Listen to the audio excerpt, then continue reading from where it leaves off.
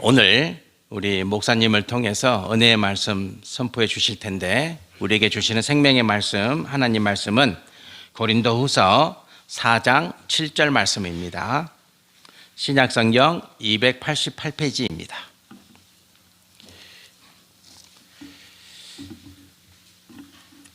고린도후서 4장 7절 말씀, 우리 함께 한 목소리로 크게 봉독합니다. 봉독하시겠습니다.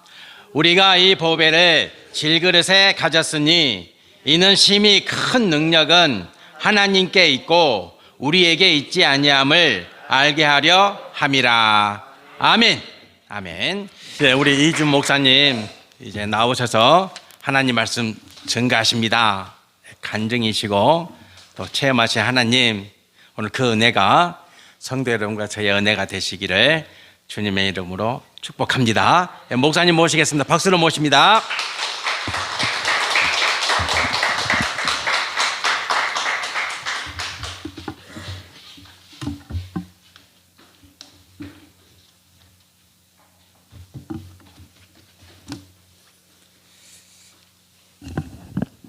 할렐루야. 예, 주 안에서 여러분 만나서 반갑습니다. 저는 이희준 목사입니다.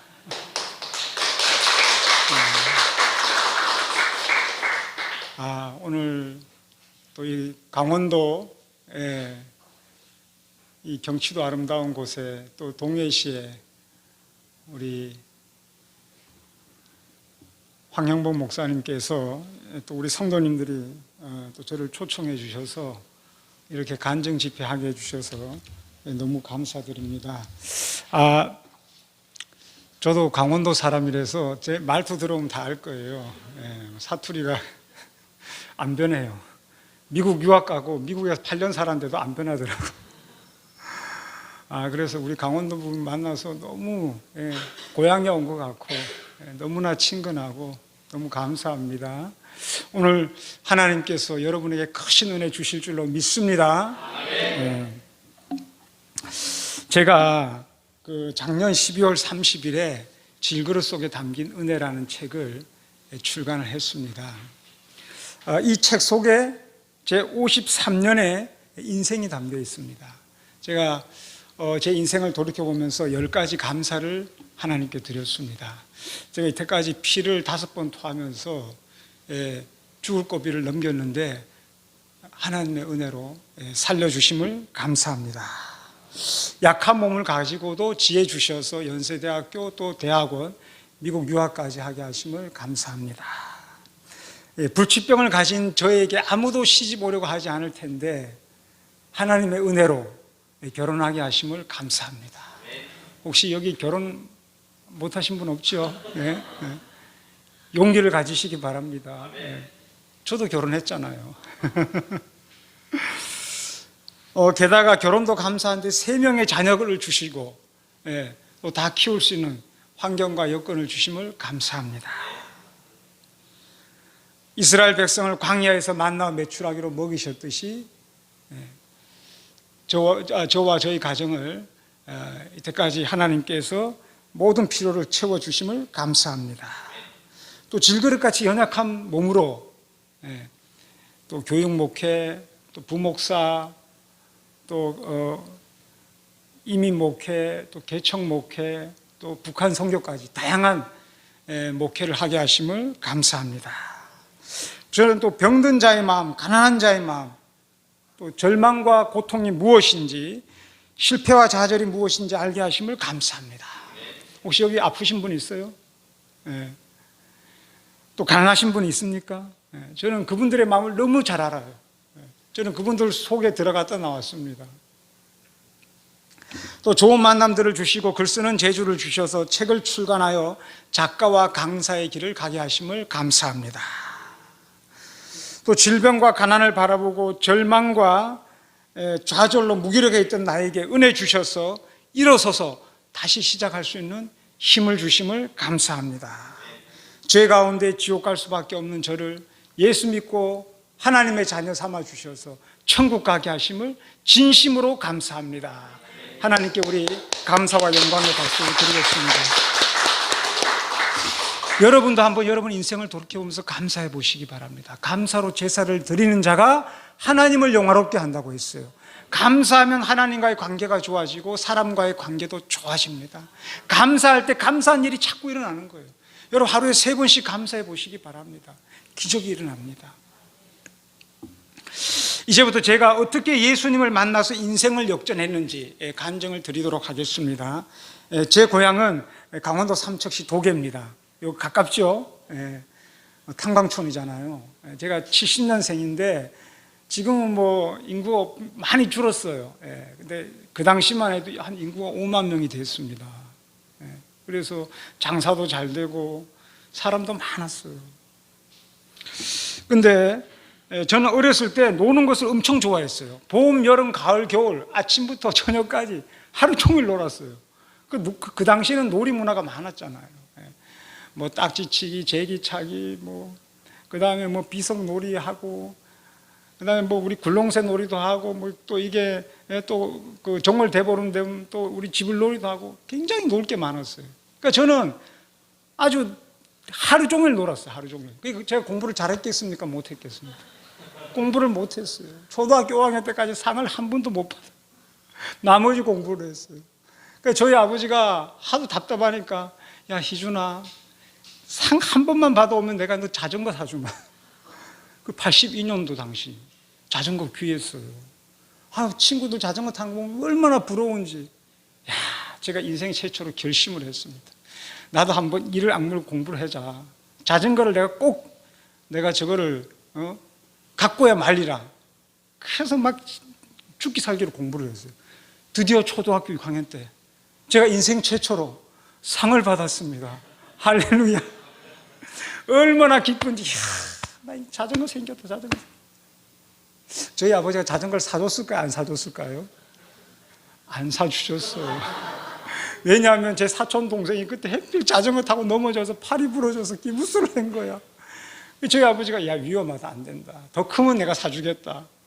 그렇게 해서 자전거를 제가 이제 못 갖게 됐어요. 근데 제가 소득이 있었어요. 그때 제가 깨달은 게, 나도 공부하면 되구나, 이 자신감을 제가 얻었습니다.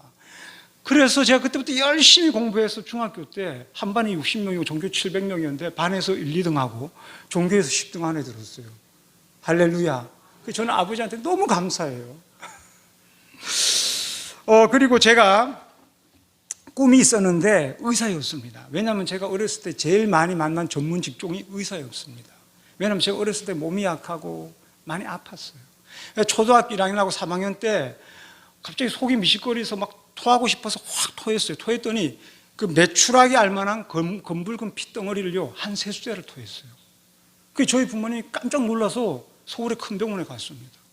근데 검사를 해도 병의 원인도 모르고 병명도 모르고 아무것도 모르는 거예요. 근데 지금도 이해 안 가는 것이, 아니 도대체 그 조그만 그 초등학교 1학년, 3학년 그 몸에서 어떻게 그런 많은 핏덩어리가 나왔을까? 이해가 안 가는 거예요. 또 초등학교 6학년이 됐는데 그날 까마귀가 울더라고요. 하늘이 흐렸어요. 근데 그날 이상하게 또 이 속이 미식거리는 거예요. 그래서 토했는데 이번에는 새빨간 피를 토한 거예요. 그래서 저희 부모님이 초등학교 1학년하고 3학년 때, 그때는 이제 한번 토하고 나면 괜찮았거든요. 괜찮은 줄 알고 그냥 내비뒀어요. 근데 계속 토한 거예요. 그래서 저희 부모님이, 야, 얘리다 지금 죽겠다. 그래서 강원도에서 제일 큰 병원이 그 당시에는 원주 기독병원이었습니다. 밤에 열차를 타고 갔어요. 근데 지금도 생생하게 기억나는데 저기 의자에 누워서 갔거든요. 근데 가면서 계속 피를 토한 거예요. 그래서 저희 어머님이 죽겠다 싶어서 영무원한테 의사 간호사 좀 불러달라고. 근데 의사 간호사 왔는데 어떻게 합을 방법이 없어요.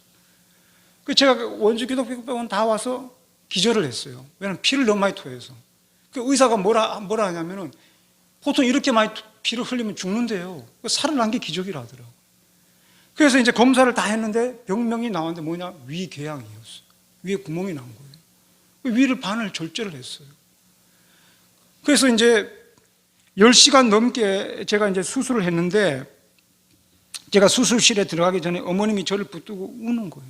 여러분 생각해 보세요. 부모 입장에서 자식이 피를 토하고 죽어가는데 그 마음이 얼마나 비통하고 참담했겠습니까?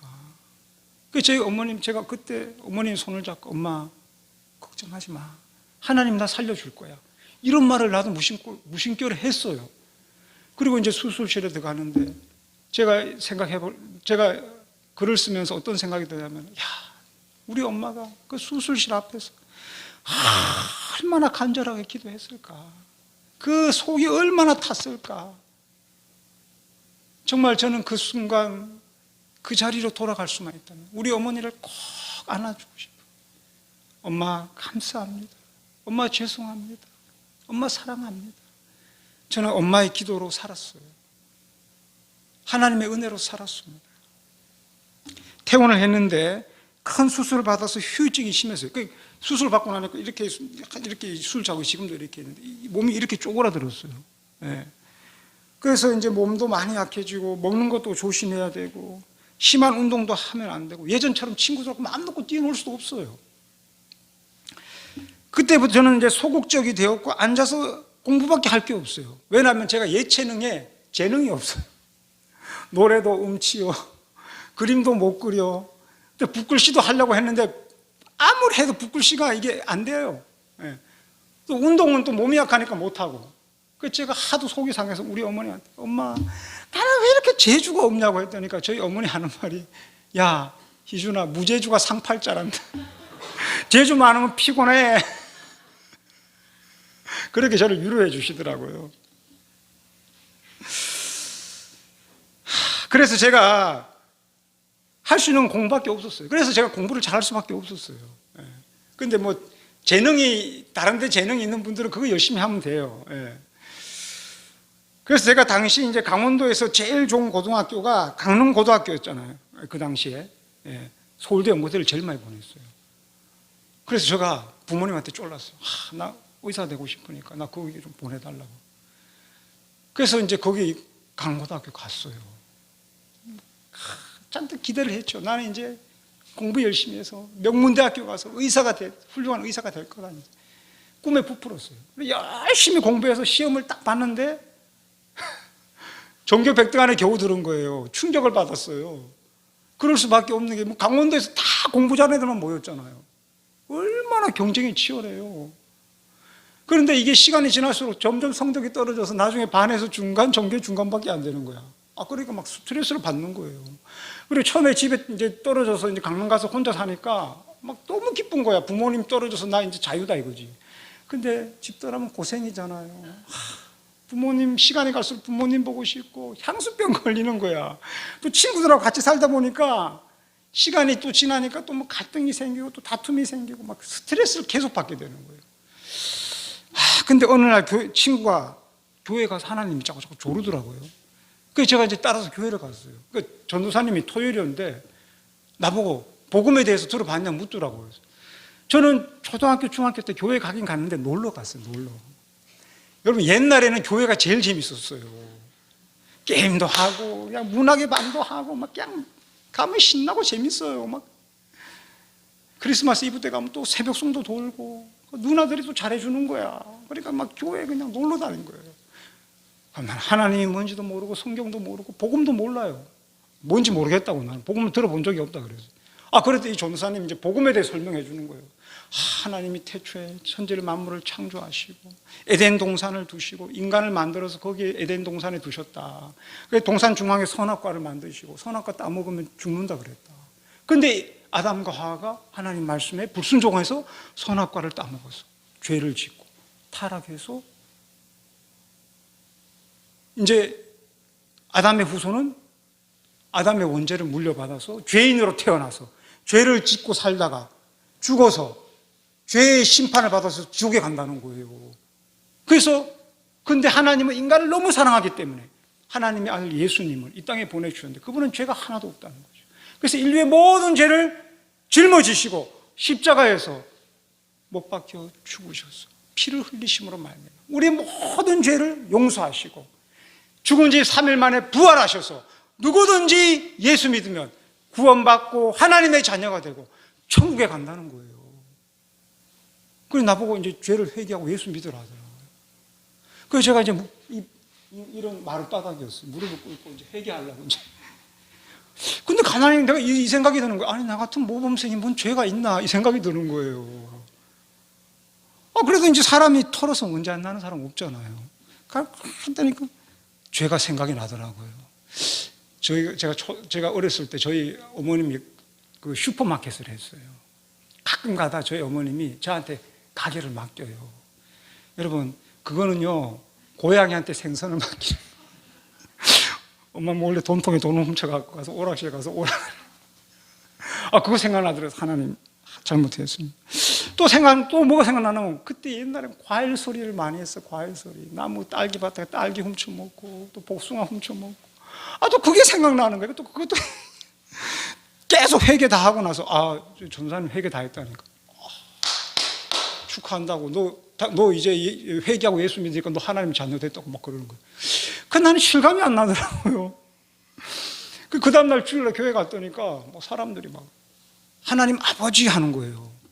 아니, 우리 아버지 집에 계신데 왜 하나님이 아버지라고 부르지? 그리고 할렐루야 아멘 하는데 나는 아무리 하나님 아버지 할래도 안 나오고 할렐루야 아멘 할래도 안 나와요. 왜냐하면 당연하죠. 난 물과 성령으로 거듭나지 않았잖아요. 네? 그리고 설교도 들어오지도 않고 성경 말씀 읽어도 이해도 안 되고. 아니, 2000년 전에 이스라엘 땅에 예수란 분이 십자가에서 못 박혀 피를 흘린 거하고 나하고 뭔 상관이 있어요? 아무 상관이 없어요, 그게. 그러니까 교회 다니다가 재미가 없는 거야. 그래서 교회 안 다녔어요. 그래서 제가 이제 그날 겨울 방학 때 집에도 안 가고 공부한다고 남아서 집에서 이제 친구가 와서 그 씨름하다가 넘어졌는데 발가락에 금이 갔어요. 퉁퉁 붙더라고요. 기부술을 했어요. 근데 이상하게 그때 또 기분이 안 좋은 거야. 속이 안 좋고 기분이 안 좋고. 그래서 또 토했어요. 그때 피를 또 토한 거야. 그래서 제가 나 위궤양이 재발했나? 나 이제 진짜 죽었다. 나 그렇게 생각을 한 거예요. 그래서 서울의 큰 병원, 대학병원에 가서 검사를 했는데 이번에 검사했더니 결과가 식도 정맥이 터져버린 거예요. 그 당시에는 의사가 얘기를 안 해줬는데 나중에 제가 이제 대학교 가서 군대 가려고 신검 받고 이제 진단서 때려 갔더니까 의사가 나보고 강경화라고 그러더라고요. 그게 강경화 때문에 생기는 거래요. 여러분 생각해 보세요. 마른 하늘의 날벼락이지. 아니, 내가 이때까지 술 한 모금도 안 먹었어요. 안 마셨어요, 제가. 담배 한 모금도 안 피웠는데 왜 내 위는 구멍이 나야 되고 왜 나는 강경화 걸리고 나는 왜 이런 몹쓸병이 걸려서 나는 왜 피를 토해 죽어가야 되느냐. 그 당시가 몇 년도였나? 86년도였어요. 그게 수술 안 하고 내시경으로 시술해요. 내시경 시술이 도입된 지가 얼마 안 됐어요. 전문가 선생님이 많지 않았어요. 다행히 저는 이제 그 당시 최고 전문가 선생님을 만났어요. 근데 이걸 어떻게 해야 되냐면 생각해보세요. 지금 막 피가 막 피가 막 나오잖아요. 출혈이 막 생기잖아요. 이게 식도에. 그 내시경을 집어넣었어요. 그 당시 내시경을 집어넣어서 그 피가 나오는 부분을 약품을 투입해서 그걸 응고를 시켜야 돼요. 얼마나 힘들겠어요, 그 수술이. 내시경 해보셨죠? 힘들어요, 안 힘들어요? 근데 그 옛날 내시경 이게 얼마나 호수가 굵었어요, 이게. 근데 이거는 근데 원래 지금도 마찬가지예요. 출혈이 생기면 마취를 안 해요. 마취하면 안 돼요. 그리고 그 당시에는 또 이게 수면 내시경도 없었어요. 그냥 그 자리에서 그냥 내시경 집어넣어 갖고 그 약품을 투입하는데, 와, 여러분 그 사극 보면은 왜 인두로 사람 살갗을 지지잖아요. 마치 인두로 나를 여기 식도로 지지는 것 같아요. 얼마나 고통스러운지 못 참겠는 거예요. 그래서 이거 좀 빼달라는데 안 빼주는 거예요, 의사가. 나보고 참으라고, 너 큰일 난다고, 이러는 거예요. 그 시술을요, 1시간 가까이 하는 거예요. 근데 또 인턴 레지던트 돌아가면서 또 보는 거예요, 그걸 돌아가면서. 왜냐면 자기 배워야 되니까. 그거를 몇 번을 했어요. 지금도 어떤 데는 트라우마가 생기고, 지금 그때 악몽이 떠올라요. 어떤 데는. 얼마나 하여튼 그 위험한 시술이었는데, 정말 제가 또 하나님의 은혜로 제가 또 살아났습니다. 그래서 제가 병원에 입원해서 침대에 누워 있는데, 내 인생에 회의가 드는 거예요. 아니, 왜 나는 도대체 뭘 내가 잘못했길래, 나는 왜 이렇게 몹쓸병에 걸려서, 나는 왜 이렇게 피를 토하고, 내 인생은 왜 이렇게 뭔가 안 풀리냐. 그래서 나를 낳아주신 부모님도 세상도 모든 것이 원망스럽고 싫었어요. 운동장에서 건강하게 뛰어노는 애들 그렇게 부러운 거예요.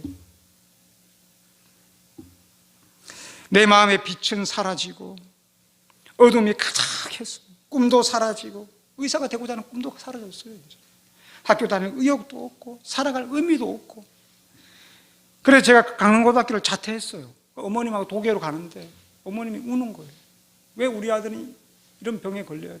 왜 이 좋은 학교를 자퇴를 해야 돼요? 도계로 내려와서 저는 학교에 안 다닌다고 했어요. 그 엄마 슈퍼마켓 그거 그냥 평생 엄마하고 같이 살래 그냥. 나는 이제 결혼도 못하고 나는 이제 꿈도 없고 아무것도 없다. 나는 내 인생 끝이다 이제. 난 이제 내 인생 이제 끝난 줄 알았어요 그때. 근데 어느 날 포항에 살던 저희 고모가 저희 신방을 왔어요. 우리 고모가 어떤 분이냐면은 강경화 말기에 술을 하도 많이 마셔가지고 복수가 이렇게 배가 나왔어요. 그 사형 선고를 받았어요. 이제 얼마 못 산다고. 근데 자녀들이 교회를 다녔어요. 근데 교회 못 나가면 막 핍박을 엄청 했어요. 근데 사람들이 야 교회 가면 하나님이 병고쳐 준다 하더라. 이 말을 들은 거야. 그러니까 살라고 차마 자기가 핍박을 했는데 낮에는 대놓고 다니지 못하니까 새벽에 밤에 몰래 교회를 간 거예요. 맨 뒤에 앉아갖고. 그래서 찬양 따라 부르고 말씀 듣고 기도하다가 성령의 불을 받았어요. 병이 다 나아버렸어요. 그래갖고 완전히 성령의 불을 받고 미쳤어요. 완전히 친척들이 다 소문났어.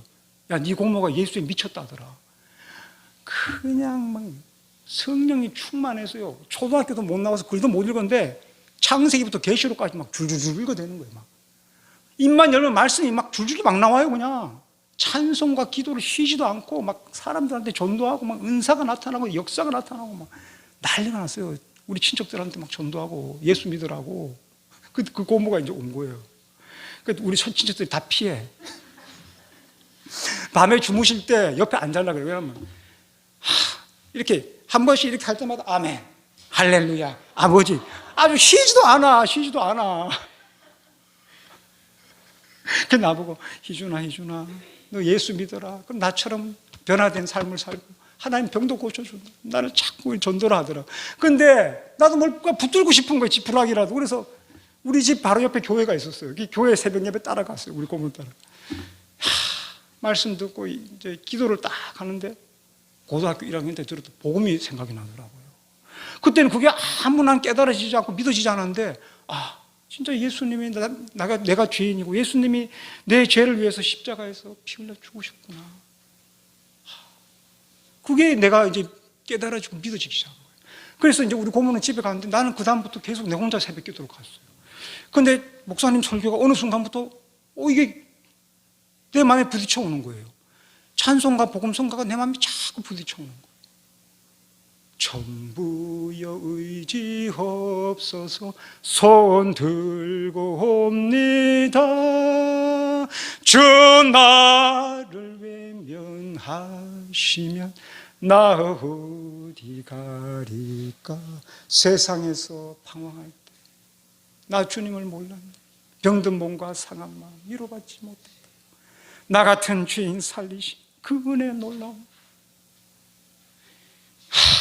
찬송가 가사가 그냥 다 내 얘기였어. 다 내 얘기. 눈물이 막 비 오듯이 쏟아지는. 하나님 이 죄인을 하나님 이 죄인을 용서해. 내가 죄인입니다. 주님 용서해. 눈물을 비 오듯이 쏟아. 하나님 앞에 내 죄를 회개하고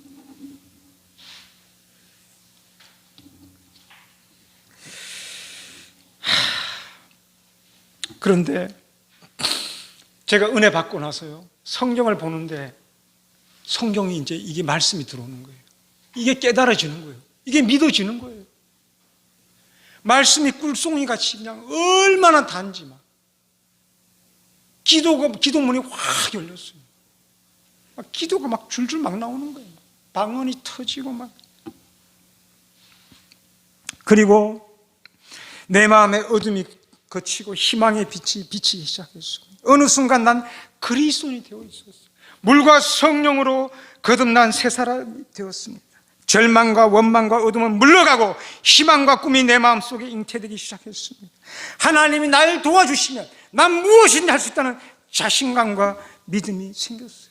예전에는 세상이 너무 커 보였어요. 나는 먼지마도 못한 존재, 자신감은 하나도 없고 자존감은 바닥을 때렸어요. 그런데 내가 예수 믿고 하나님의 은혜를 받자 하나님이 어마어마하게 커 보이시는 거예요. 세상이요, 내 손아귀에 딱 그냥 붙잡히는 것 같아요. 난 뭐든지 할 수 있다는 건 자신감이 막 차오르는 거예요. 세상 만물이 막 너무너무 아름다워 보이는 거예요.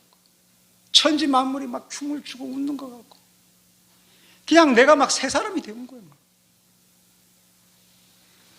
질병과 고난도 나를 구원하기 위한 수단이었던 것을 깨닫고 나니 모든 것이 감사했어요. 저는 밭에 감춘 보화를 발견한 사람처럼 너무나 기뻤어요. 야, 예수님 안에 천국이 있었구나. 예수님 안에 진정한 행복이 있었구나. 내가 이걸 몰랐구나. 내가 예수님 안에 진짜 보화를 발견했구나. 너무너무 기쁜 거예요. 막 찬양 틀어놓고 막 춤을 막 추고 막 난리가 났어요. 세상 사람들이 너무 불쌍해 보이는 거예요. 진리를 모르고. 그래서 사람들한테 막 전도하고 항상 기뻐하고 쉬지 말고 기도하라, 범사에 감사하라. 이게 자동으로 이루어지는 거예요. 하나님이 싫어하는 건 조금도 하기 싫어요. 지금도 마찬가지로 옛날에요, 우리 때 욕 많이 했어요. 우리 청소년들 욕을 하고 싶어도 욕이 안 나와요. 내 속에 예수님이 계시니까. 그리고 어떻게 하면 내가 하나님을 기쁘시게 할까? 어떻게 하면 내가 하나님을 위해 살까? 그리고 예전에 미워했던 사람들도 사랑스러워 보이기 시작했어요. 나는 마침내 새 사람이 되었습니다. 할렐루야. 그런즉 누구든지 그리스도 안에 있으면 새로운 피조물이라. 이전 것은 지나갔으니 보라, 새 것이 되었도다. 여러분, 코로나 때요, 전도하기 가장 좋은 때입니다. 여러분, 주변에 힘든 사람 얼마나 많아요. 사람이요, 잘 나가면요, 예수 안 믿어요. 고난이 와야 돼. 힘들어야 돼. 그때는 탁 치면 예수 믿어요. 여러분, 전도하시기 바랍니다. 예수 믿고 나의 삶이 180도로 바뀌었어요. 그 부모님과 주변 사람들, 얘가 갑자기 하루아침에 변화되니까 깜짝 놀라는 거예요. 제가 부모님께 그랬어요. 그동안 내가 부모님 원망하고 불평했던 거, 내가 잘못했다. 나 예수 믿고 새 사람이 됐다. 나 이제 다시 도계고등학교 가서 열심히 공부해서 훌륭한 사람 되겠다. 그리고 제가 도계고등학교 다시 갔어요. 제가 예전에 그 학교를 그래 가기 싫어했어요. 왜 가기 싫었을까요? 왜 가기 싫었을까요? 제가 액션 영화와 액션 드라마를 라이브로 매일마다 봐야 됐어요. 그 학교에서. 내가 가고 싶겠냐고요. 밤에 그냥 갑자기 골목길 가다 보면 막 튀어나와서 막 두드려 패고 막 돈 다 뺏기고, 그냥 내가 가고 싶겠냐고요. 근데 예수님이 내 안에 들어오시고 성령 받고 나니까 내 안에 천국이 이루어지니까 그건 아무 문제가 안 되는 거예요. 그냥 나는 그냥 그런 거는 그냥 아무 문제가 안 되고 나는 기쁨으로 나는 도계고등학교를 갔습니다. 제가 학교 다니면서도요, 새벽 기도, 주일 예배, 부흥회 열심히 참석했어요. 부흥 강사님이 전해주는 말씀이 얼마나 은혜스러운지 막 그냥 내 안에 성령의 불이 막 타오르는 거예요. 막 기쁨이 막 넘치고 막. 그래서 사람들한테 막 예수님 전하고. 우리 집은요, 그때 어머니만 교회 다녔어요. 우리 아버지하고 우리 동생들 교회 안 다녔어요. 근데 나중에 다 예수 믿게 됐습니다. 할렐루야. 주 예수를 믿으라. 그러면 너와 내 가정이 구원을 얻으리라. 제가 동생이 3명 있는데 제가 장남이에요. 맞이에요. 제 바로 밑에 여동생 하고 나하고 사이가 그렇게 안 좋아요. 원래 연년생이 사이가 안 좋잖아요. 그냥 맨날 싸우고 치고받고 싸우는 거야. 그런데 내가 더 이유가 있었어요. 그 동생이 제일 건강했어요. 내가 초등학교 6학년 때 수술받고 오니까 이렇게 쪼그러들었잖아요. 걔는 막 그냥 둥치가 내가 덥고 키가 더 커졌어요. 그 동네 사람들이 다 우리 동생 보고 누나라는 거야. 나보고 동생이라 그러고. 그러니까 사춘기 때 얼마나 예민해요. 막 그냥 화가 막 나는 거야. 얘가 나한테 앉으려고 그래. 막 날 이게 먹으려고 그래. 그러니까 치고받고 싸우고 또 화가 나서 막 주먹으로 얼굴 막 때렸어요. 못됐죠. 그러니까 나를 아주 그 동생이 그렇게 미워했어. 아주 원수야, 원수. 집안에 원수가 있다니까, 여러분. 근데 예수 믿고요, 성령 받고 변화되고 나니까요, 미움이 싹 사라지고요, 하나님의 사랑이 내 속에 충만 임하니까요. 그 동생이 그렇게 사랑스러워 보이더라고요. 여러분, 이건 인간이 할 수 없는 거예요. 이거 하나님의 기적이에요. 그래서 그다음부터 막 내가 동생한테 말도 따뜻하게 하고, 친절하게 하고, 막 우리 여동생 뭐 도와주고, 막 신발 사러 갔는데 막 쫓아가서 신발 골라주고 막. 그러니까 우리 여동생 친구들이 야, 너네 오빠 되게 자상하다 하면서 관심을 보이더라고. 근데 우리 여동생이 어느 날 나한테 와서 이러더라고. 오빠, 오빠 예수 믿고 너무 많이 변화돼서 자기는 오빠 옛날 모습이 기억이 안 난대요. 오빠 나한테 너무 잘해줘서 고맙다면서 자기가 우는 거예요. 감동받았다면서 자기가. 나 오빠가 믿는 예수 나도 믿을래. 나 이제 교회 갈래. 할렐루야. 여러분, 가족 전도가 제일 힘들어요. 근데 내가 변화되니까 여러분, 원수를 사랑하면 어떤 일이 벌어지는지 압니까? 원수를 사랑하니까 친구가 되더라고요. 원수를 사랑하니까 예수를 믿고 주님 앞에 나오는 역사가 일어나는 거예요. 내 힘으로 되는 게 아니에요. 여러분, 원수 사랑 내 힘으로 되는. 여러분, 이 성경 말씀 있잖아요. 이건 내 힘으로 못 지켜요. 성령 받아야 된다니까요. 은혜 받아야 돼요. 은혜 받으면 자동으로 지키게 돼 있습니다. 할렐루야. 제가 예수 믿고 성령 받으니까 공부도 잘 되는. 왜? 당연하죠. 마음이 기쁘고 스트레스가 없으니까 그냥 머리가 맑아지고 집중이 잘 되는 거예요. 여러분, 하루 종일 책 붙들고 있다 공부되는 게 아니에요. 단 1시간을 하더라도 그냥 집중해서 하는 게 그게 중요한 겁니다. 제가 고등학교 2학년 때 도계고등학교 전학했는데 담임 선생님이 그래요. 야, 네 강릉고등학교에서 공부를 너무 못해서 아무리 공부 열심히 해도 내신 1등급이 안 된다는 거예요. 그래서 제가 포기해서 아유, 그냥 내신 2등급이나 받자. 예. 당시 이제 학교 수업이 끝나면 밤 10시까지 남아서 야간 자락수업 했어요. 여러분도 야간 자락수업 했죠? 예. 근데 저는 부흥회 기간 되면은 교회 가야 되잖아요. 그래서 선생님한테 나 부흥회 가야 되니까 나 야간 자락수업 빼달라고 그랬어요. 이 선생님이 예수를 안 믿어요. 나한테 뭐라 하냐면, 야, 내가 이때까지 선생하면서 말이야, 교회 열심히 다니고 미친 애들 치고 말이야, 대학 제대로 된 좋은 대학 가는 애 한 놈도 못 봤다면서 안 보내주더라고요. 그래서 제가 선생님, 나는 예수 믿지만 나는 열심히 공부해서 좋은 데 갈 수 있다고 보내달라고. 근데 공부 잘하니까 선생님이 보내주더라고요. 내가 선생님 보고 그랬어요. 선생님, 내가 만약 좋은 대학 가면 선생님 교회 나오시겠냐고. 나간대요. 그래서 제가 막 선생님 예수 믿게 하려고 그냥 공부에 불이 붙은 거예요. 제가 더 열심히 한 거예요. 그리고 제가 그 당시에는요, 학교 선생님 외에는요, 공부 배울 곳이 없어서. 옛날이잖아요, 여러분. 그 당방촌에 뭘 학원이 있어요, 뭐 과외 선생님이 있어요. 아무것도 없어요. 지금 얼마나 좋아, 시대가. 과외 선생이 있죠, 학원도 있죠, 뭐 유명한 강사들 얼마든지 우리가 인강 들을 수 있잖아요. 막 내가 지금 같으면 내가요, 서울대 내가 하버드도 갔을 거예요, 아마. 근데 그 당시에는 선생님밖에 물어볼 데가 없으니까 쉬는 시간 되면 선생님한테 가서 그냥 국어, 영어, 수학 그냥 가져가서 물어보는 거야. 그러니까 이제 우리 5년 후배가 이러더라고요. 하루는 영어 선생님이 그러더래요. 야, 내가 선생 생활하면서 그렇게 지독한 놈 내가 처음 봤다며. 아주 내가 얼마나 나를 괴롭히는지 아주 아주 그냥 쉬는 시간마다 와서 너네들도 그렇게 공부해라. 그럼 대학 갈 수 있다. 제가 그 정도로 아주 공부에 미쳤어요, 그냥. 제가 고등학교 3학년이 되니까요, 나는 사람의 병을 고쳐주는 의사보다 영혼을 구원하는 목사가 되고 싶더라고요. 막. 그런 열망이 막 생기는 거예요. 그래서 내가 선생님한테 나 신학대학 가고 싶다니까. 야, 네 성적이 아깝다. 그냥 일반 대학 갔다 신대원에 가래요. 근데 여러분, 막 성령의 불이 막 타오르는데 그게 막 됩니까? 빨리 신학대학 가서 막 그냥 성경도 배우고 막 이러고 싶은 거야. 그래서 선생님 나 신학대학 가고 싶다고 쪼르니까 나중에 이러더라고. 야, 연세대학교 신학과 있으니 그거 가라 이러더라고요. 나 연세대학교 신학과 있는지 몰랐어요, 저는. 그래서 그럼 나 연세대학교 신학과 가겠다고. 그래서 제가 이제 이과였어요, 이과에서 이제 문과로 옮겼어요. 고등학교 3학년 때 여러분 생각해 보세요. 그러니까 내신 성적 따려면 나는 이과 가서 이과 공부해야 되고, 모의고사 보려면 또 문과 공부해야 돼.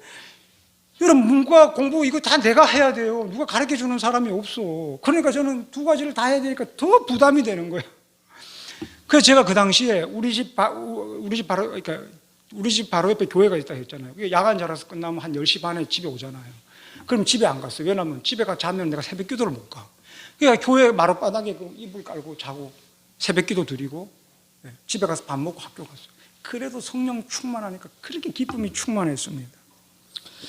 근데 어느 날 선생님이 나한테 오는 거야. 야, 희준아, 기적이 일어났다는 거예요. 예? 무슨 기적이야? 그러니까 너가 총점 2점 차이로 내신 1등급이 됐다는 거예요. 아니, 선생님 내신 1등급 안 된다며요. 그러니까 기적이 일어났다는 거예요.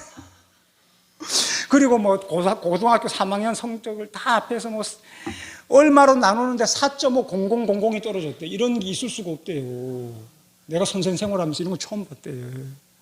그러면서 너가 우등상 받게 됐다면서 막 축하한다 그런 거야. 내가 할렐루야 막 그랬죠. 응? 그래서 제가 이제 대학교 원서 쓰는 날이 이제 됐어요. 제가 이제 연세대학교 원서를 썼는데 도계고등학교 역사상 연세대학교 간 사람이 하나도 없었어요. 그러니까 좀 불안하더라고요. 선생님한테 선생님 자신감이 좀 없어요. 뭐 떨어지면 어떻게 하지? 그러니까 선생님이 뭐라는 줄 알아요? 야, 내가 너를 보니까 너는 하나님이 함께하는 사람이다. 무조건 연세대학교 된다. 너 원서 내라 이러더라고요. 야, 믿음도 없는 선생님이요. 막 나보다 믿음이 더 좋아. 나는 그냥 자신감이 없는데 왜 기적을 봤거든요. 기적을 봤잖아요. 그래갖고 제가 연세대학교 원서를 내고 그 당시에는 자기가 원서 낸 대학교 가서 시험을 봤어요. 그 연세대학교 가서 시험을 봤어요. 근데 그날 저녁에 이제 문제풀이 방송을 이제 우리 어머니하고 같이 이제 모텔에서 보고 있는데 엄마, 내가 맞는 문제 나오면 내가 할렐루야 할 테니까 엄마 아멘 해. 그 밤새도록 할렐루야 아멘, 할렐루야 아멘. 그 정도로 성령이 충만했어요. 그 당시.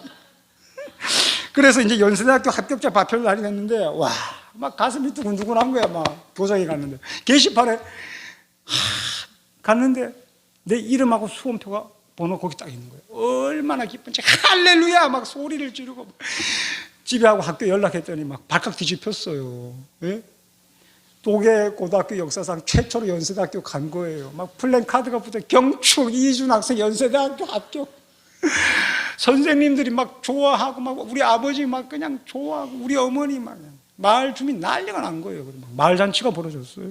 그래서 우리 부모님 막 선생님하고 마을 사람들 초대하고 막 잔치를 벌였어요. 여러분, 저희 선생님 교회 다 나왔을까요? 안 나왔을까요? 당연히 교회 나와야지. 나하고 약속을 했는데 저희 아버지 교회 나왔을까요? 안 나왔을까요? 당연히 나와야지. 이제 아들이 이제 목사 된다는데 제 동생들 다 나오고 다 예수 믿었습니다. 할렐루야. 여러분, 전 불과 2년 전만 해도 몸과 마음이 만신창이야. 꿈과 희망을 다 포기하고 인생 끝났다고 했던 사람이었어요. 그런데 예수를 믿고 성령으로 거듭나서 하나님의 자녀가 되고 새로운 존재가 되자 하루하루가 감사와 기쁨과 기적의 연속이었어요. 연세대학교 합격해서 인생 역전을 이루었습니다. 제가 그때 진리를 깨달았어요. 실패와 좌절과 절망은 환경에서 오는 문제가 아니라 마음으로부터 오는 문제다. 여러분 따라해 보세요. 실패와 좌절과 절망은 환경에서 오는 문제가 아니라 마음으로부터 오는 문제다. 여러분, 마음이 무너지고 꺾이면요 모든 것이 무너져요. 아무것도 할 수 없습니다. 그래서 성경은 마음을 지키라고 했어요. 모든 지킬 만한 것 중에 더욱 내 마음을 지키라. 생명의 근원이 이에서 남이니라. 내 마음의 부활에 예수님이 계시면 어떤 고난도 극복할 수 있습니다. 내게 능력 주시는 자 안에서 난 모든 것을 할 수 있습니다. 여러분, 이게 바로 인생 역전의 비결입니다. 할렐루야. 제가 고등학교 때요 예수님을 만남으로 새로운 사람, 새로운 존재가 되었잖아요. 그러자 내 앞에 새로운 인생이 펼쳐졌어요. 그 고등학생이 이제 30년이 흘렀어요. 이제 50살이 넘었어요. 제가 이제 중년에 이르렀습니다. 그동안 많은 일이 있었어요. 자세한 내용은 이 책에 제가 기록을 해놨습니다. 정말 여러분 많은 어려움이 있었지만은 하나님의 은혜와 기적이 넘쳤습니다. 여러분 이 책을 한번 읽어보시면 절대 후회하지 않을 거예요. 그런데 제가 2016년 3월까지 목회를 하고 병으로 또 쓰러졌어요. 죽다 살아났어요. 제가 또 피를 토해갖고. 그래서 이제 목회를 다 할 수가 없어요. 도저히. 다 그만뒀어요. 2017년에 우리 그 시애틀에 그 기도원 동족 선교회라고 북한 선교하는 단체가 있는데 우리 선배가 그걸 해요. 그래서 저보고 한국 지부장을 맡아달라고 해서 제가 지금 한국 지부장으로 섬기고 있습니다. 여러분 코로나 때문에 많이 힘드셨죠? 예. 우리 목사님 얘기 들어보니까 교인들도 많이 줄었다 하더라고요. 예. 근데 많은 사람들이 육체적으로, 정신적으로, 영적으로 병이 들었잖아요. 예. 저도 그랬어요. 제가 2년 넘게 방콕했어요. 방콕. 왜 TV에서 기저질환자 코로나 걸리면 막 큰일 난다 그랬잖아요. 그냥 강경화도 있고 이런데. 그래서 그냥 바깥에 나가서 사람도 못 만나고 그냥 방에 그냥 콕 박혀갖고 주일날 예? 집에서 가정 예배 드리고 가끔 가다 그냥 산책이나 하고 이랬어요, 제가. 그러니까 사람이 점점 더 무기력해지더라고요. 점점 더 다운되는 거예요. 막 우울증이 막 올 정도였어요. 그러니까 아무 희망이 안 보이는 거예요. 그래서 제가 그때 뭘 많이 했냐면 판타지 소설을 많이 읽었어요. 판타지 소설 알죠? 예. 판타지 소설이 그렇게 재밌어요. 한번 읽어보세요. 왜 재밌냐? 거기 주인공은 완전히 꼭 흑수저 중에 흑수저가 주인공으로 나와. 막 사업 다 망하고, 막 그냥 돈 다 떨어지고, 막 이제 인생 망할 대로 망하고, 이혼하고, 이런 사람이 나와요. 근데 이 사람이 갑자기 막 무슨 비상한 능력을 받아. 막 재능을 얻어. 막 기운을 만나. 그래갖고 막 하루아침에 바뀌어갖고 막 인생 승수장구하고 막 다이아몬드 수저가 되고 막 거부가 되고 막 그거 보면서 와, 나도 좀 이렇게 살았으면 얼마나 좋을까. 어차피 한 번 사는 인생 좀 이렇게 멋지게 살면 얼마나 좋을까. 나도 이 판타지 세상에 살고 싶다. 막. 근데 현실을 딱 돌아오면요, 현실은 하나도 바뀐 게 없어. 그러니까 더 비참하고 더 짜증나고 더 우울해지는 거예요, 사람이. 근데 어느 날 기도원 동족 선교 대표인 박상호 목사님이 작년에 이제 봄, 가을 한 번씩 한국에 와요. 작년 11월 4일부터 20일까지 한국에 와서 집회를 전국으로 다녀요. 내가 한국 지부장이니까 이제 모시고 다녀야 돼. 11월 4일 날 일산 광림교회라는 곳에서 금요일 날 첫 집회를 했어요. 그 찬양, 오늘처럼 찬양 뜨겁게 하고 말씀 듣고 기도하려고 딱 이제 기도를 막 하는데 내 마음에 어떤 감동이 오냐면은 너 언제까지 그래 주저앉아 있을 거냐. 기도해라. 이런 감동이 오더라고요. 근데 우리 또 이제 대표 목사님 나보고 이러는 거예요. 야, 희준아, 너 하루에 얼만큼 기도하냐 묻더라고요. 아, 기도는 뭔 기도를 해요? 아침에 일 나가서 성경 한 장 보고 잠깐 기도하고 그게 전부인데. 그래, 기도 거의 못 한다고 했더니. 야, 희준아, 하루에 1시간 최소한 기도해라. 네 기도에 네 자녀의 미래가 달렸다 이러더라고요. 근데 그 말 듣는데 막 두려운 마음이 확 드는 거예요. 꼭 하나님 나한테 얘기하는 것 같더라고요. 내가 정신이 번쩍 드는 거예요. 내가 안 되겠다. 정신 차려야겠다. 그래서 내가 대전에 집인데 대전에 와서 우리 집 앞에 그 상가교회가 있었어요. 새벽 기도 가서 하루에 1시간씩 막 부르짖고 막 기도를 했어요. 그리고 이제 그 목사님 모시고 계속 집회 다녀야 되잖아요. 내가 은혜를 안 받을래 안 받을 수가 없어. 왜냐면 말씀 들어야지, 찬양 듣고 또 기도하니까요. 계속 그렇게 하다 보니까 내가 이제 은혜를 받다 보니까 영적으로 회복이 된 거예요. 그런데 만일 제가 그때 성령의 감동을 무시하고 기도하지 않았다면 어떻게 됐을까요? 아직도 무기력하게 그래 있었을 거예요. 여러분, 제가 코로나 극복의 비결을 깨달았어요. 뭐냐면은, 여러분, 집에만 있으면 안 돼. 온라인으로만 예배 드리면 안 됩니다. 이제 말씀과 기도와 찬양이 숨쉬는 이 성령 충만한 이 현장으로, 마가의 다락방으로 나와야 됩니다. 그리고 여러분, 부르짖어 기도하셔야 돼요. 부르짖어 기도하셔야 돼요. 여러분, 성경의 중풍병자가 어떻게 됐어요?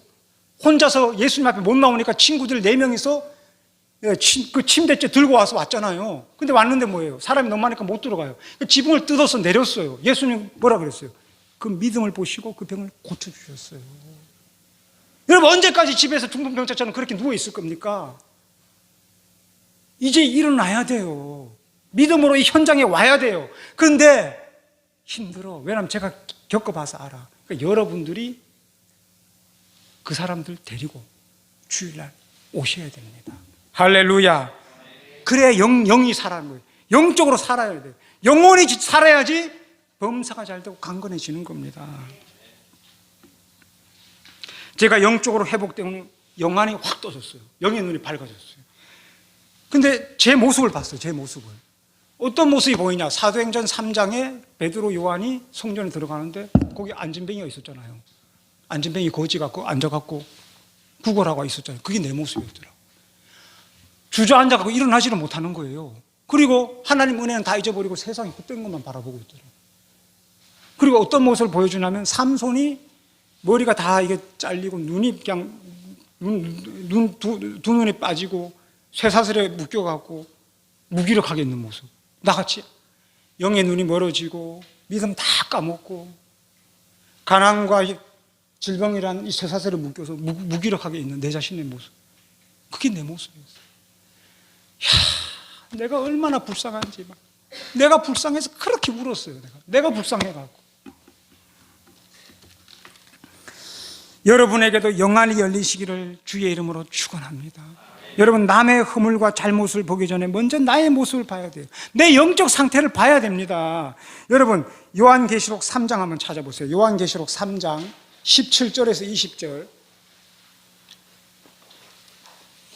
요한계시록 3장 17절에서 20절 한번 읽어보겠습니다.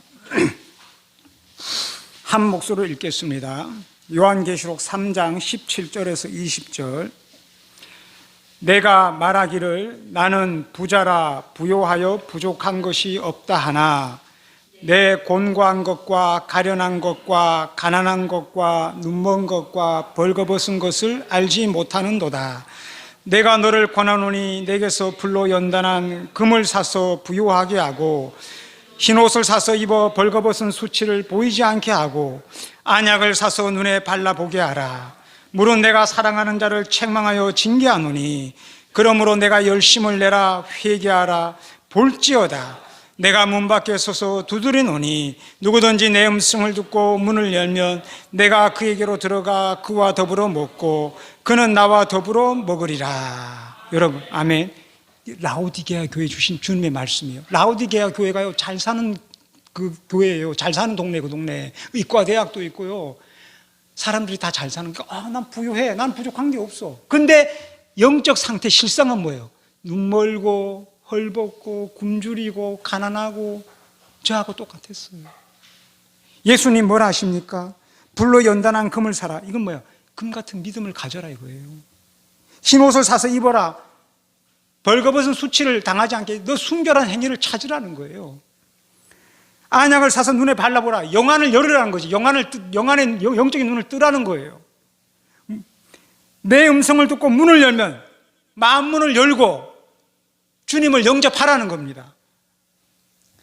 제가 영안이 열리고 영적으로 회복되고 나서 우리 가족을 보니까 영적으로 다 병들었어요. 애들이 막 스마트폰 중독, 게임 중독에 빠져 있더라고요. 모든 것이 다 제 잘못이에요. 여러분, 가정이 바로 서지 못하니까 그냥 가정이 무너지는 겁니다. 여러분, 제가 회개했어요. 따라합시다. 모든 것은 내 탓입니다. 내가 죄인입니다. 여러분, 은혜 받으시기 바랍니다. 여러분, 코로나 때문에 교회가 힘듭니까? 여러분이 속한 공동체가 힘듭니까? 남 탓하고 환경 탓할 필요가 없어요. 여러분, 그러면 서로 물고 뜯고 싸우게 됩니다. 그런 교회와 공동체는요, 분열하고 무너지는 거예요. 그게 바로 사단의 전략입니다. 여러분, 속지 마시기 바랍니다. 이제 우리는 정신을 바짝 차려야 돼요. 모든 것은 내 탓이에요. 내 탓. 문제는 나에게 있습니다. 여러분, 내가 변화되면 나에게 속한 사람, 공동체, 모든 것이 변화되는 거예요. 내가 회복되면 내 주변의 모든 것이 회복되는 것입니다. 여러분, 이 진리를 깨달으시기 바랍니다. 여러분, 절대 내가 내 부인을 못 바꿔요. 내 자식을 못 바꿔요. 내가 바꿀 수 있는 유일한 사람은 나 자신을 바꿀 수밖에 없어요. 주님께서 말씀하십니다. 물은 내가 사랑하는 자를 책망하여 징계하노니 그러므로 내가 열심을 내라. 내가 회개하라. 여러분, 제가 회복되기 위해서 몸부림을 쳤어요. 몸부림을 쳤어요. 막 하나님 앞에. 주님께서 저에게 어떤 감동을 주시냐면 이제 일어나라. 다시 예전의 첫사랑을 회복하라. 예전의 그 믿음을 찾아라. 너는 흙수저가 아니다. 가난하고 병든 자가 아니다. 너의 진정한 신분은 전지전능하시고 우주 만물을 창조하신 하나님의 존귀한 자녀다. 너는 하나님의 일을 하라고 택한 나의 종이다. 내 정체성을 찾아라. 이제 다시 믿음으로 일어나서 나의 일을 하라. 내가 내게 베풀어준 하나님의 은혜를 전해라. 복음을 전파라는 감동을 주셨습니다. 저는 고등학교 2학년 때 처음 주님을 만났을 때처럼 성령 충만해지자 놀라운 변화가 일어나기 시작했어요. 우선 제 정체성을 찾게 되었습니다. 그동안 제 정체성은요, 병든 자, 가난한 자, 무기력한 자, 아무것도 할 수 없는 자. 이게 내 정체성. 실패자, 흙수저. 이게 내 정체성이었어요. 자존감은요, 바닥까지 내려갔고, 자신감이라고 눈꼽만큼도 없었어요. 우리 아내가 여보, 좀 뭐라도 해봐. 그러면 나 아파, 나 가난해. 현실만 계속 얘기하는 거예요. 여러분의 정체성은 무엇입니까? 여러분 스스로 누구라고 생각하십니까? 여러분의 셀프 이미지는 무엇입니까? 여러분요, 여러분의 정체성대로, 여러분의 셀프 이미지대로 살아가요. 내 안에 아까 전에 뭐라 했어요? 안진뱅이 거지가 있었다 했죠. 나는 그러니까 그렇게 살아간 거예요, 이때까지. 여러분, 변화된 삶을 살기를 원하면 정체성을 바꿔야 돼요. 셀프 이미지를 바꿔야 됩니다. 그런데 저는 하나님의 자녀, 주의 종이라는 정체성을 찾자 놀라운 변화가 생겼어요. 바닥난 자존감, 바닥난 자신감이요, 차오르기 시작하는 거예요. 방전된 배터리가 차오르듯이 만땅으로 차올랐어요. 전지전능하신 하나님이 내 아버지인데, 그분이 나를 도와주신다는데 내가 못할 게 뭐가 있느냐. 내게 능력 주신 자, 난 모든 것을 할 수 있다. 이 자신감이 막 생기는 겁니다. 가난과 병든 것이 더 이상 문제가 되지 않아요. 현실과 환경이 더 이상 문제가 되지 않습니다. 내 눈에는 오직 전지전능하신 하나님 아버지밖에 보이지 않습니다. 주님께서 저에게 책을 출판해서 사람들에게 하나님의 은혜를 전하라는 감동을 주셨어요. 그래서 제가 코로나 전에 이 책을 초고를 써놨어요. 그래서 이걸 교정을 해서 출판사와 계약을 했어요. 처음에 청권을 계약해서 청권을. 그런데 기도하는데 아무래도 청권가 안 될 것 같아요. 그래서 2,000권 내가 계약을 했어요. 그러니까 이 출판 사장이 놀라는 거예요. 목사님, 요새 사람들이 책을 안 읽어요. 300권도 못 팔아요. 안 팔려요. 2,000권 어떻게 팔려고 그래요? 아, 근데 난 자꾸 믿음이 생기는 거야. 아, 2,000권 내가 팔 테니까 찍어주세요. 했어요. 560만 원 내놓으래요. 난 돈 하나도 없었어요. 완전히 배짱이야, 이건 배짱. 아, 하나님 내 아버지인데. 그전 같았으면 그렇게, 난 가난해, 돈도 없어, 난 아파. 근데 기도하고 하나님 후원자 붙여달라고 기도했더니 하나님 후원자 붙여가고 다 그냥 해결됐습니다. 할렐루야. 제 책의 프로필에 보면요, 여기 회복의 목회자 이주 목사라고 써놨어요. 왜냐? 제 정체성은 회복의 목회자예요. 나는 가난과 질병으로 쓰러졌다가 일어난 사람, 영적으로 병들었다가 회복된 사람. 그래서 저는 회복의 목회자예요. 저를 만나는 사람은 누구든지 회복이 됩니다. 제가 말씀을 전하는 교회마다 회복이 되고 변화가 되고 치유가 일어나고 기적이 일어나는 것입니다. 할렐루야. 여러분, 이제 동해 창성교회는요, 올 연말 되면 이 자리가 꽉 찰 겁니다. 할렐루야. 여러분, 심령에 성령의 불이 임해야 돼요. 성령의 불이. 이미 성령의 불이 임하면요, 여러분 끝난 거야. 게임 끝난 거예요, 여러분. 저는요, 영적으로 회복되고 나서요, 하루하루가요, 막, 나는 기적 속에 살아가요. 나는 막, 내가 지금 판타지 세상 속에 내가 주인공이라니까 너무 감사하고 기쁘고 막 매일마다 새로운 일이 벌어지는 거예요. 영혼이 잘된 같이 범사가 잘되고 강건하게 됩니다. 신통, 인통, 물통이 다 이루어지는 거예요. 여러분, 너무너무 감사해요. 막 나는 매일마다 천국에 살아요. 나는 매일마다. 하나님이 나와 동행하시는, 여러분, 돈이 많다고 행복한 게 아니에요. 물론 제가 돈이 없으라는 게 아니라 하나님이 나와 함께 하시는 걸 매 순간순간 느끼고 살아가는 이 자체가 천국이에요. 천국. 이게 행복이에요. 이게 기쁨이에요. 할렐루야. 제 여동생은요, 어렸을 때요, 화상을 입었어요. 얼굴이요, 엉망이에요. 손에 흉터가 있었어요. 여러분, 이 외모 지상주의 사회에 여자가 그러면 어떻게 삽니까? 얘가 어렸을 때요, 이렇게 다녔어요. 이렇게. 땅만. 사람들 얼굴 보기 싫어. 얼마나 상처를 많이 받았는지 몰라요. 그런데 얘가 예수를 믿고 성령을 받고 내면의 상처가 치유됐어요. 그런데 하나님이 새로운 정체성을 줬어요. 너는 화상 입은 못난이가 아니다. 괴물이 아니다.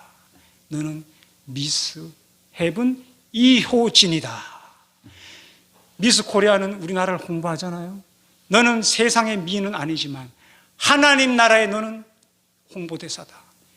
가는 곳마다 하나님의 은혜를 전해라.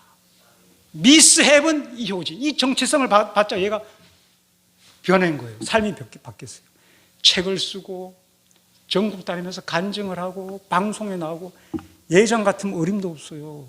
가족들한테 자기 속마음 요만큼도 얘기 안 했어요. 근데 자기 속에 있는 거, 이때까지 받았던 거, 속에 있는 거 싹 그냥 다 그냥 책으로 다 써내버렸어요. 이거를. 내 약함을 자랑하라. 수많은 사람들이 은혜를 받았어요. 근데 얘가 정체성이 바뀌고 인생이 바뀌었어요. 방송에 나가서 기도 제목이 뭐냐? 나 결혼하고 싶습니다. 전국 전 세계에서 이메일이 쏟아졌어. 만나고 싶다고. 그래서 지금요, 결혼해서 아들, 딸 낳고 얼마나 잘 사는지 몰라, 행복하게. 여러분, 인생이 바뀌는 거예요, 예수 만나면은. 할렐루야! 여러분, 여러분의 정체성은 무엇입니까? 여러분 스스로 누구라고 생각하십니까? 여러분 정체성을 찾으시기 바랍니다. 이제 말씀을 맺겠습니다. 여러분의 교회는 어떤 교회입니까? 여러분의 교회의 정체성은 무엇입니까? 예, 여러분의 교회는요, 이제 부흥하는 교회입니다. 할렐루야! 인재를 양성하는 교회, 선교사를 파송하는 교회. 여러분 이 정체성을 믿음으로 마음에 새기세요. 믿음으로 선포하세요. 기도하세요. 바라보세요. 이루어집니다. 할렐루야.